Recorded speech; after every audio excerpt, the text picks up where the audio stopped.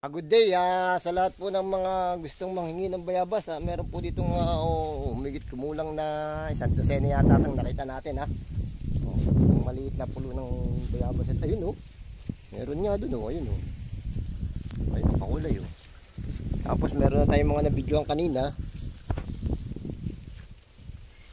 Yan, ito dilaw na dilaw alright, pang sigang. Ito kahit medyo may mga taling-taling ayan mga kakulay. Hali kayo, come yung mga gusto ng bayabas dyan, come over here. Dito lang po sa dulo ng Ginebra. At hindi ko po ito kukunin para sa inyo. Kunin nyo na, talagang medyo na yung hinog nito, sobra na ang hinog nito.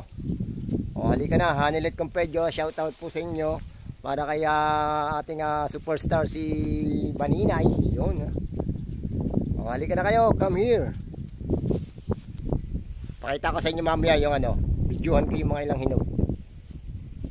Hanilet kung talagang seryoso ka dalawa, tatlo, meron pa rin 4, ayun yung isa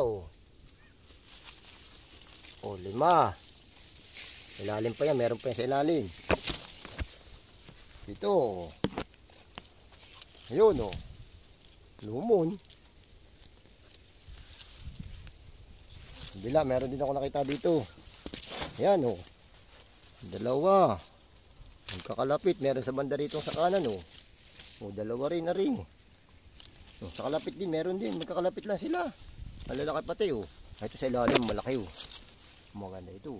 Ayan At ayun, ay hali kayo. Hala, panguha kayo din Marinin na.